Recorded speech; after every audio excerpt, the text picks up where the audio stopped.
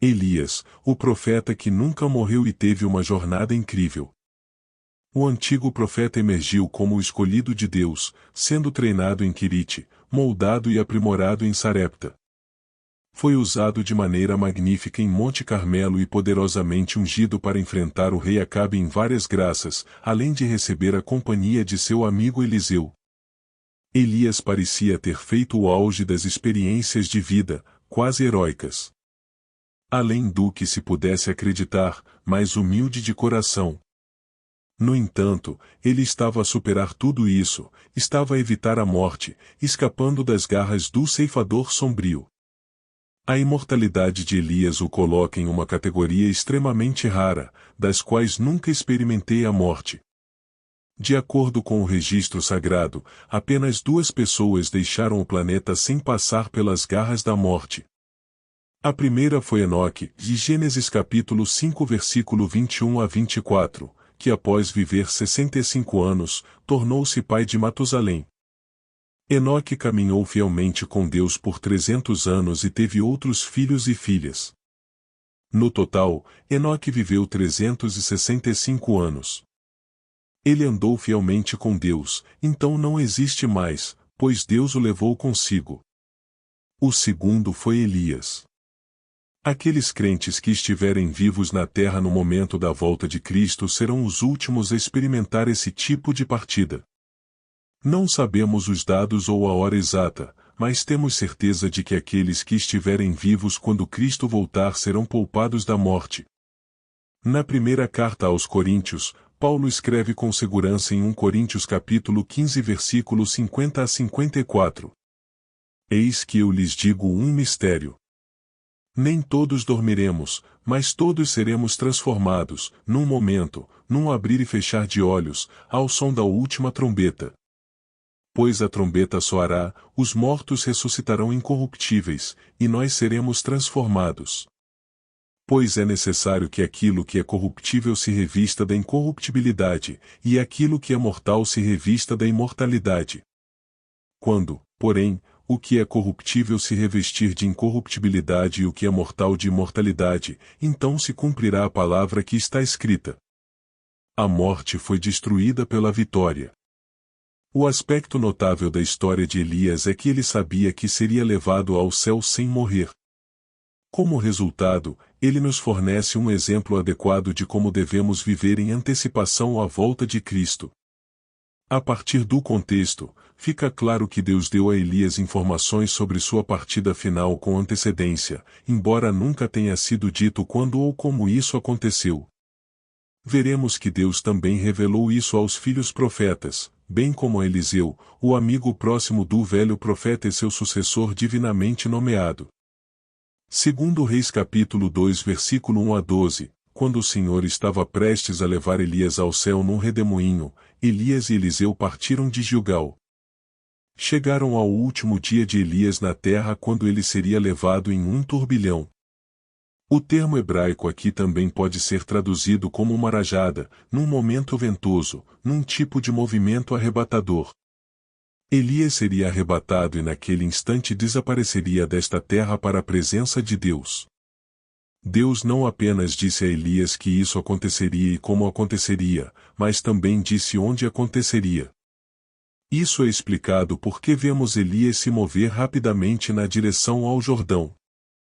Ao ler a narrativa, imagine uma cena conforme ela se desenrola. Elias disse a Eliseu: "Fica aqui, pois o Senhor invejou-me ao Jordão." E Eliseu respondeu: "Tão certo como vive o Senhor e vive a tua alma, não te deixei." Assim, ambos estavam em frente. Os filhos dos profetas fizeram a mesma pergunta a Eliseu tanto em Betel quanto em Jericó: "Você sabe que o Senhor traz hoje o seu mestre de você?" Perguntaram aos jovens profetas a Eliseu. Ele respondeu da mesma forma, ambas as vezes: "Sim, eu sei, mas não falem disso." Em seguida, Elias disse a Eliseu: "Fica aqui, peço-te, pois o Senhor o enviou ao Jordão." E Eliseu respondeu: "Tão certo como vive o Senhor e vive a tua alma, não te deixei." Os filhos dos profetas ficaram surpresos com a partida de Elias, e alguns acreditam que Eliseu pediu para que eles ficassem em silêncio para evitar perturbar Elias com suas perguntas e toda a conversa e diálogo natural que se seguiriam após a informação incrível que o profeta idoso estava compartilhando. Eliseu percebeu que Elias estava imerso em um momento único de reflexão e cheio de paz e tranquilidade.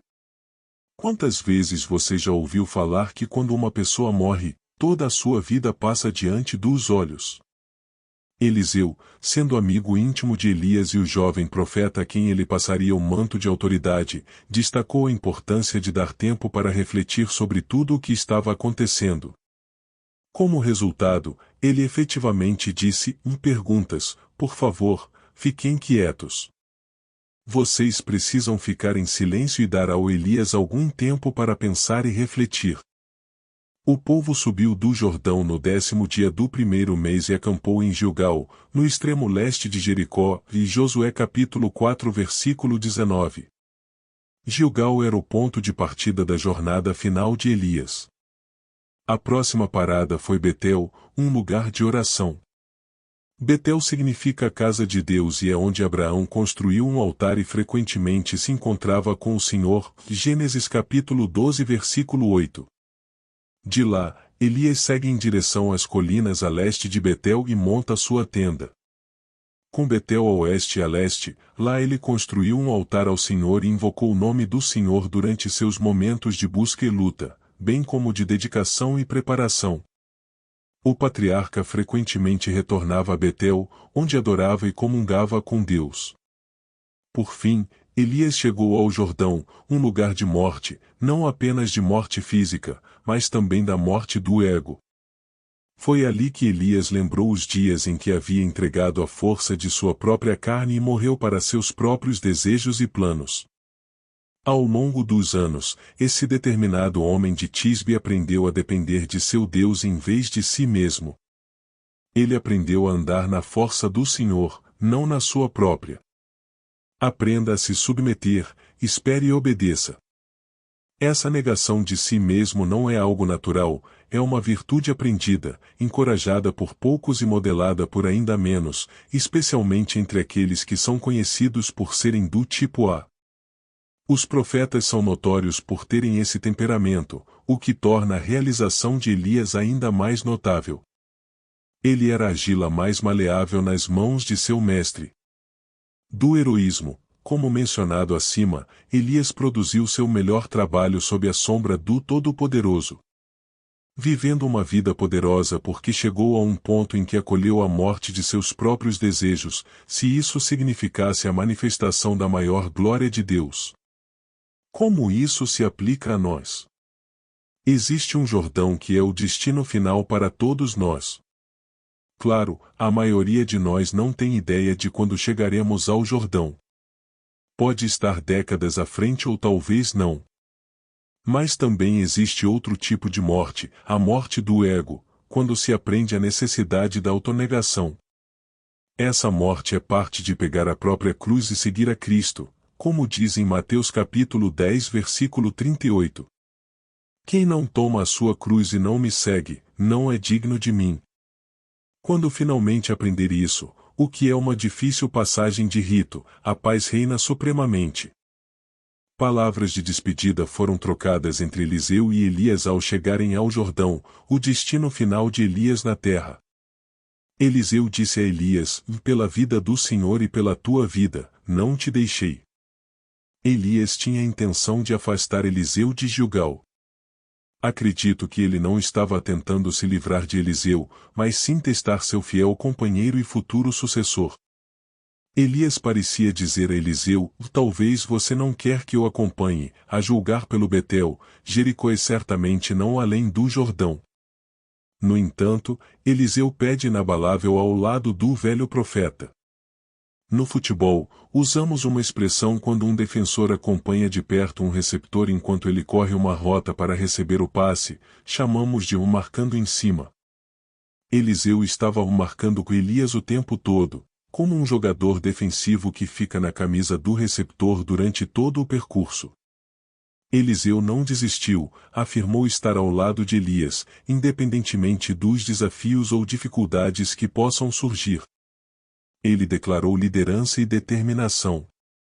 Eliseu se mostrou como um discípulo fiel e comprometido, pronto para enfrentar qualquer obstáculo em nome de seu mestre. Você não vai se livrar de mim. Estou bem aqui com você o tempo todo. Foi assim que ele disse, e Eliseu declarou: pela vida do Senhor e pela sua própria vida, não te deixarei. E assim os dois juntos, 2 Reis capítulo 2 versículo 6. Não precisamos de todos que Eliseu em nossas vidas. Eles nos dão coragem e são realmente uma raridade. São nossos amigos que estão por vir, aqueles que estão lá por nós, conosco e disponíveis para nos ouvir e ajudar. Eles oraram conosco, permaneçam ao nosso lado, trazendo-nos encorajamento e objetividade. A cena mudou abruptamente quando os dois homens pararam nas margens do Jordão. Agora testemunhamos o evento milagroso. Segundo 2 Reis capítulo 2 versículos 7 a 11. 50 homens dos filhos dos profetas foram e ficaram de longe para vê-los, e eles também ficaram ao lado do Jordão. Então, Elias pegou o seu manto, matriculou-se e feriu as águas, e elas se dividiram para um lado e para o outro, de forma que eles passaram a pé enxuto. E aconteceu que, depois de terem atravessado, Elias disse a Eliseu: pede-me o que posso fazer por você, antes de ser levado para longe de você. E Eliseu disse: por favor, que haja uma porção dobrada do seu espírito sobre mim. Elias disse: você pediu uma coisa difícil, mas se me ver quando eu for tirado de você, então qualquer coisa que você pedir será a sua, caso contrário, não será. Esse milagre é semelhante ao ocorrido séculos atrás, quando Deus milagrosamente dividiu o Mar Vermelho, permitindo que Moisés e os filhos de Israel atravessassem em terra seca. Neste caso, as águas do Jordão se abriram, permitindo que Elias e Eliseu cruzassem o rio a pé enxuto. Então, Elias voltou para seus amigos e perguntou: o que posso fazer por vocês antes que eu vá? Antes que o Senhor me leve desta terra. Preste atenção no pedido imediato de Eliseu. Este é um homem com grandes ideias e sem medo de compartilhar. Ele diz: Elias, você realizou alguns milagres incríveis em sua vida, mas eu gostaria de ter uma porção dupla do seu espírito, para que eu possa ter o dobro. A história de Elias e Eliseu é um exemplo fascinante de companheirismo, coragem e milagres. Ela nos mostra a importância de ter amigos verdadeiros e religiosos em nossas vidas e a capacidade de Deus de realizar coisas extraordinárias através de pessoas que buscam de todo o coração. Que pedido maravilhoso! Não tenha medo de pedir grandes coisas a Deus. Ele diz: pede, e te darei abundantemente. Infelizmente, muitos cristãos têm uma mentalidade muito limitada. Seremos sábios em aprender uma lição de visão do fiel companheiro de Elias, Eliseu. Mesmo Elias, com todas as coisas grandiosas que pediram a Deus, lembrando que ele convocou o fogo do céu, fica surpreso aqui com esse pedido, vê uma coisa difícil, ele admite a Eliseu. No entanto, se você me ver quando eu for tirado de você, então qualquer coisa que você pedir será a sua, ou caso contrário, não será. Você pode apostar que Eliseu estava determinado naquele momento a não tirar os olhos de Elias, mas ele não teve muito tempo para apenas sentar e assistir. Aconteceu sem mais longe. Segundo 2 Reis capítulo 2 versículo 11. Enquanto caminhavam e conversavam, de repente, um carro de fogo apareceu, puxado por cavalos de fogo. Ele passou entre os dois homens, separando-os, e Elias foi levado por um turbilhão para o céu. Que momento fantástico! Eles caminharam juntos e conversando. Elias não estava pregando ou profetizando naquele momento. Eram apenas os dois amigos íntimos caminhando e conversando juntos. Deve ter sido um momento incrível. 2 Reis capítulo 2 versículo 12. Eliseu falou: Meu pai, meu pai, o carro de Israel e seus cavaleiros. E então ele não viu mais Elias. Eliseu rasgou suas próprias roupas em sinal de luto, pegou o manto de Elias que havia caído e voltou para a margem do Jordão. Então, ele pegou o manto de Elias, bateu nas águas e disse: Onde está o Deus do Senhor, Elias? E quando ele também bateu nas águas, ela se separou, e ele atravessou. Quando os filhos dos profetas que estavam em Jericó viram isso, disseram: O espírito de Elias relacionado sobre Eliseu. E eles vieram ao encontro dele com reverência.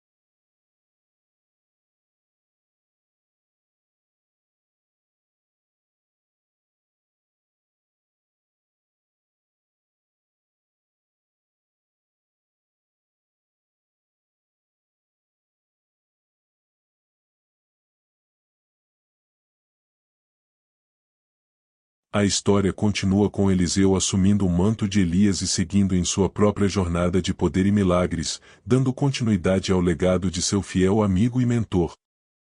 Eles correram para encontrá-lo e se curvaram diante dele, reverenciando o contrato de nenhuma morte de Elias. Então, Eliseu entra. Não podemos deixar de imaginar se Eliseu não viu aquele velho manto nos anos seguintes, relembrando os dias gloriosos em que se aumentou e seu amigo ficou sozinho, representando a presença de Deus e proclamando sua mensagem. A lembrança do mais velho, Elias, um homem de heroísmo e humildade, serviu para fortalecer o mais jovem, Eliseu, a quem Deus destinou usar de forma ainda mais poderosa. A história de Elias e Eliseu nos mostra a continuidade do plano de Deus através das gerações. Deus sempre levanta pessoas para cumprir seus propósitos, e seu poder nunca é limitado. Ele equipa e capacita aqueles que buscam de todo o coração, e sua obra continua, independentemente dos desafios que possam surgir.